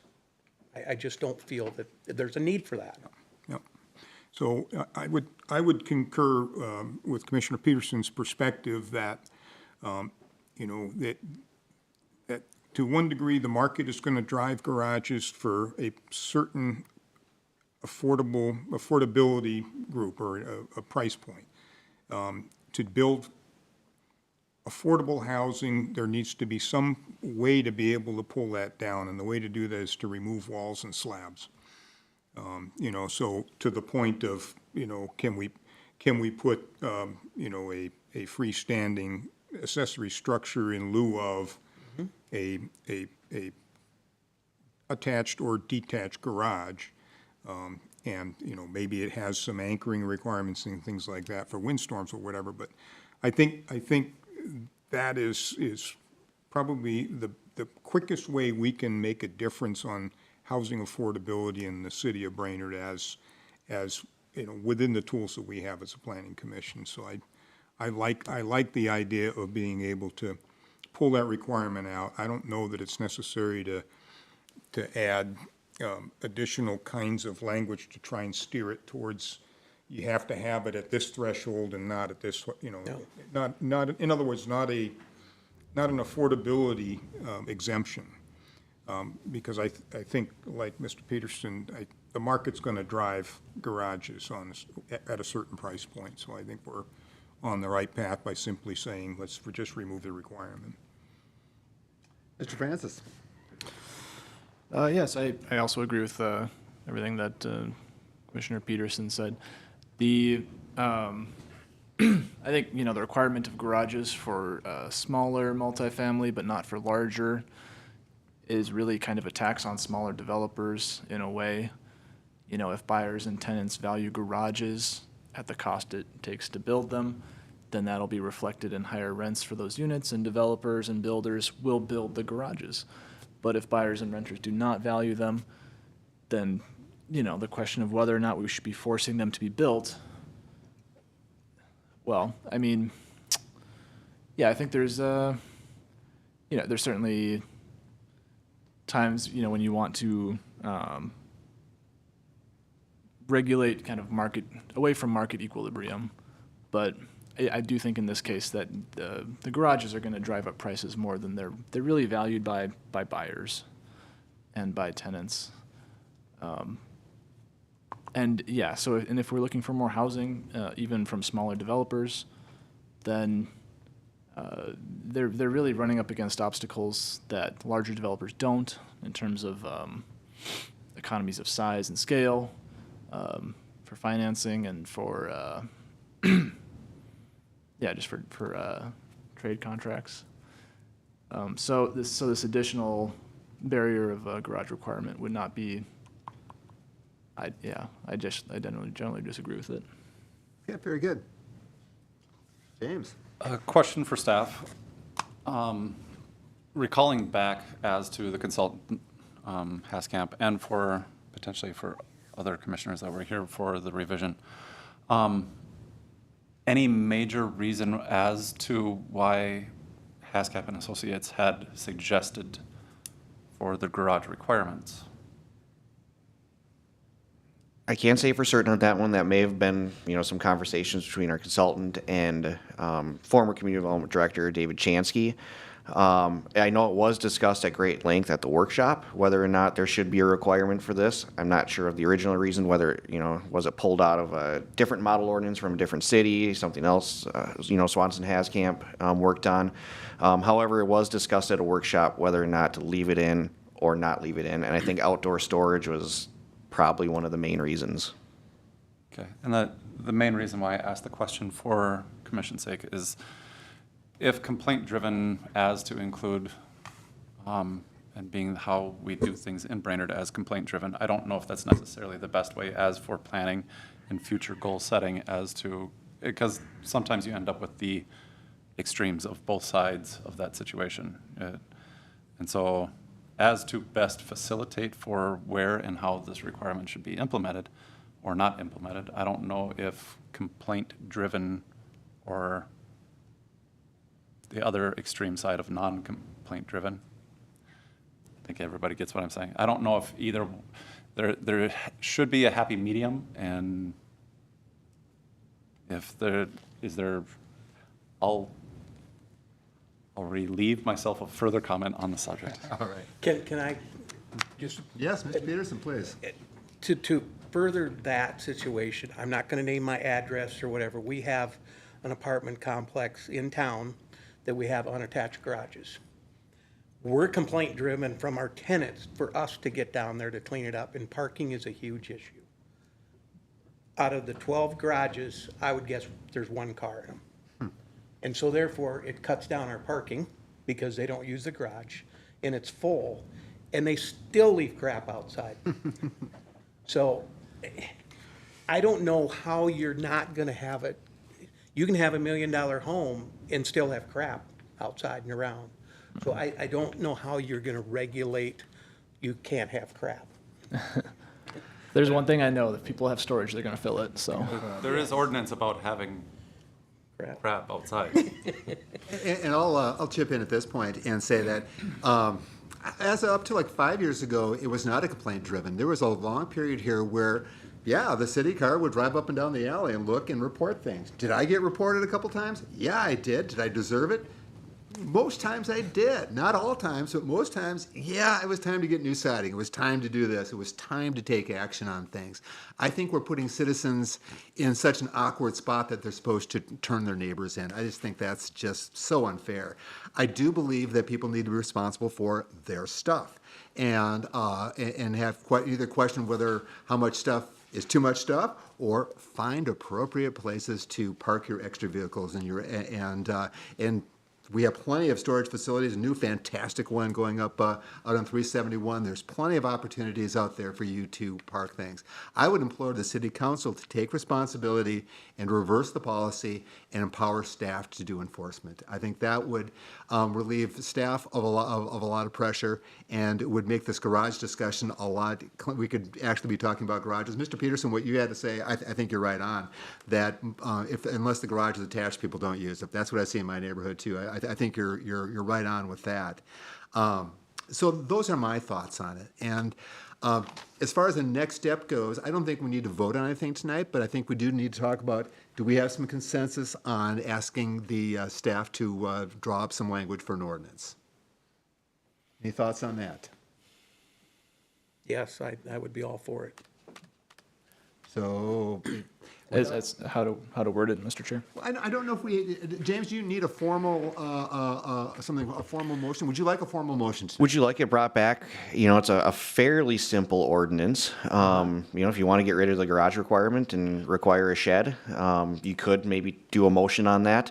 If you'd rather me just come back with a sample ordinance before we bring it to a public hearing, I probably wouldn't need a motion for that. So, you know, I guess if that makes sense, if you want me to bring it back to the next meeting with the public hearing, there should be some direction on exactly what you want to see in it. All right. I'll make a motion. Mr. Peterson is going to make a motion. I'll make a motion to eliminate the requirement of garages on any single-family or multi-unit housing. But, or along with that, a storage unit of 10 by 12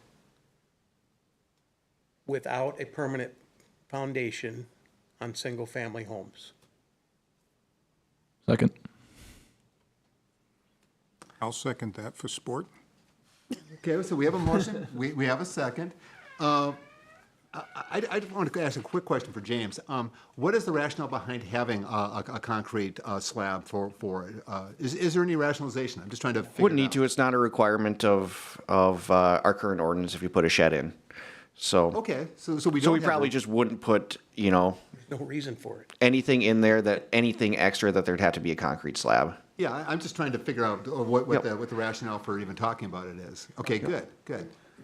Yes. If I may interject, you know, in the staff letter, the option or sections of code, item 2, the attached single-family residential duplexes, triplexes, quads has a subheading there. If you don't have a basement, you got to have a garage, but that would be a place where I think instead of a basement, you may require a shed for some place for some storage. So you know, to the shed piece, you know, that would be the place where you say the accessory structure would be the option you might direct to if you're not going to have a garage. But that would be the only parallel I see here with requiring sheds. All right, we're still discussing Mr. Peterson's motion, so go ahead, James. So point of clarification, are we requiring a shed instead of a garage?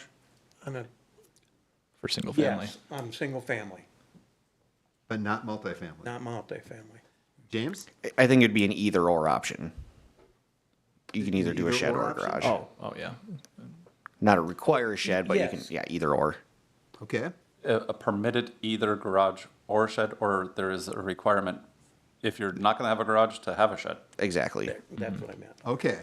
So if you, just to clarify, for my sake, for my understanding as to the motion that's being made, if I build a economical home single family, if I don't build a garage, I have to have a shed. Correct. Yes. Okay. My 2 cents there is that we know people are going to have stuff, and if you have no garage and you have no shed, you're going to have stuff in your yard. For a single family, yes. Yep, so, okay. All right, any others, are we comfortable with the language and on this? Are we ready for a vote on it? Any other comment before I ask for a vote? And Yes, Mr. Duval? so this is the direction we're giving staff to come back with the draft ordinance. And are we open to some creative additions or embellishments from staff in that process? Just to be clear that, you know, if staff sees opportunity here to further be able to shape this, and have you thought about it, giving us options, or we want to make this, this is what we want and only what we want? This is what I want, and only what I want. Yeah, me too. Mr. Peterson, if you were open to creative suggestions here. Not really. Okay. You know, well, then that's gonna, and so what then Mr. Peterson is saying is he's giving a very narrow mandate to the, to James to draw up the ordinance. I will vote against it because I don't want to narrow us at this point. I think we're heading in the right direction, but I don't want to narrow us at this point. So that's where I'm at on it. Without further discussion, I'm going to ask for a vote on it. And let's do a roll call this one, because we may have different opinions. Maybe clarification in the motion, would the planning commission like me to bring it back for a public hearing at the next meeting? No. Okay. That's where the creative license is allowed. Okay, good. All right. Okay, so I can do roll call here. Duval. So for clarification, I am saying yes to the motion to remove garages and allow that, and insert the storage. And that's coming back in a draft ordinance form for us to further discuss. Correct. That's a creative way of saying yes. All right, I like it. Okay. Francis. Yes. Grunenwald. Norwood. No. Peterson. Yes. Stangline. Yes. Gorham. Yes. All right, very good. So this will come back at our next meeting. So we have moved on to number 8. We're going to open the public forum at 7:47. Do we have anybody online or present that would like to discuss any matter not on tonight's agenda? Not hearing that, I will close our public hearing at 7:47. We're moving along to staff reports. Mr. Kramvik. Yes, thank you, Mr. Chair. So a couple of recent activities from the City Council that were heard at the last Planning Commission meeting, 805 Laurel as well as Outlot F. 805 Laurel was approved for their land use permits that was reviewed by Planning Commission, as well as for the City of Brainerd to be the applicant for the Minnesota Workforce Housing Grant. Similar with Outlot F, the City Council did approve the City of Brainerd to be the applicant for the Workforce Housing Grant, and both of those applicants both the applications were submitted on time. Secondly, staff's been working on the city side of things on a revised tree ordinance and policy. Part of that's based on the emerald ash borer that was recently discovered in southeast Brainerd. Just wanted to make the Planning Commission aware that this is going to be going to the next City Council meeting as a first reading. Trees are certainly important in our communities. We're just coming up with plans to diversify trees, road construction projects, replacing ash trees, but then also trying to save some of our trees in our city parks. So with that, that's everything I have. Very good. Thank you. We're moving on to number 10. Commissioner questions and comments. Mr. Duval? Yeah, my only comment would be that this lovely document is our comprehensive plan, and it's 5 years old this year.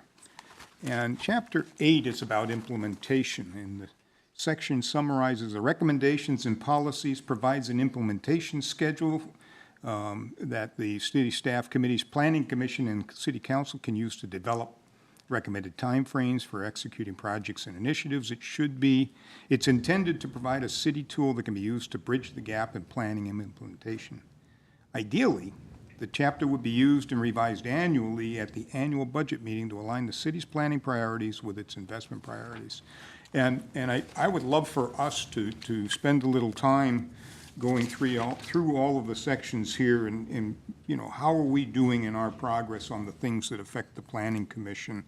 And interestingly, under community character, a very high priority is boost enforcement of city codes and ordinances with the sub-strategy to enforce property maintenance codes.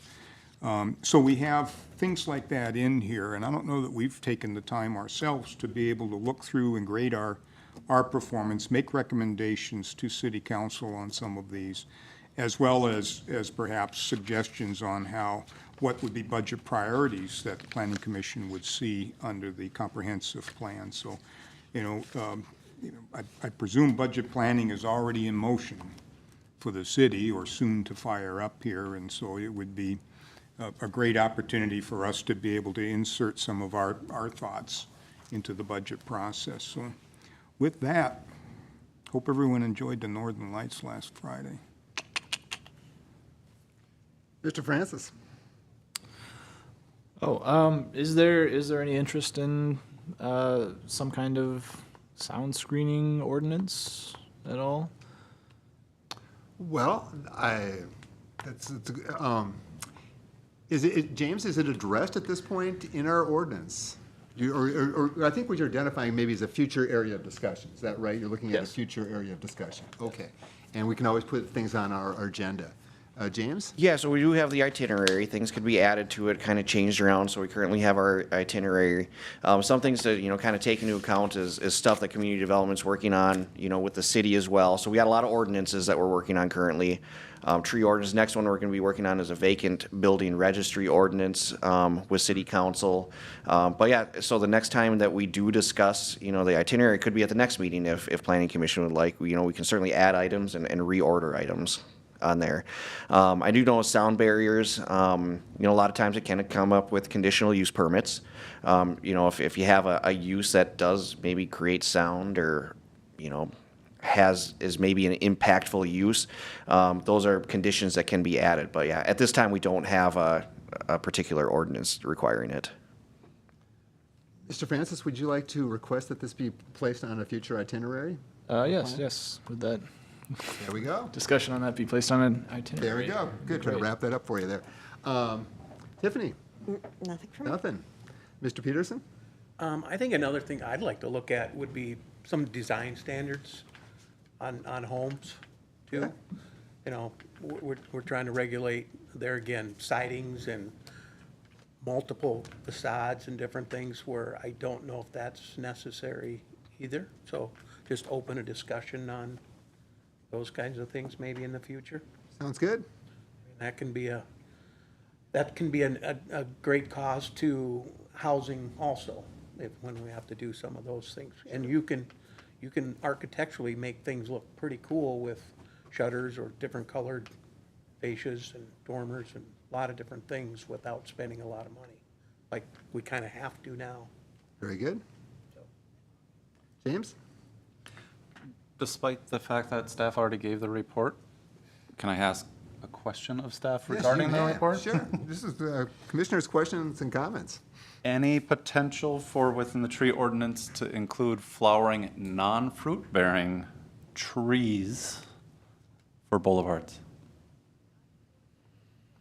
You have a specific tree in mind? It's really limiting as to specifically what I said, but yes, more for the aesthetic of flowering trees because they're fun. Yeah.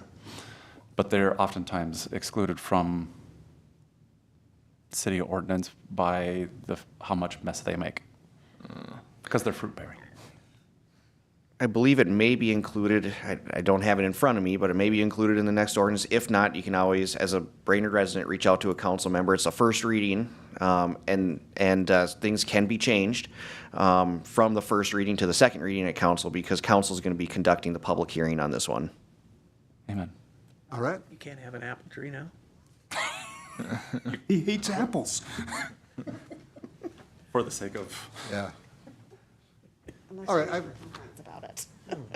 I'm going to start out my little tidbits here with the question. James, has there been a discussion with the city staff regarding the new state of Minnesota flag and when that will be rolled out? When will we see that on top of the water tower? When will we see it back there? Any discussion? I have not been in any direct discussions with it, but I do know our city administrator is considering this, and I believe is going to be reaching out to council members or figuring out some type of direction on that. So it's something our city administrator is working on. I mentioned this because I asked I'm not sure, I should back up a second. Who handles the Facebook page for the city of Brainerd? Who is the spokesperson?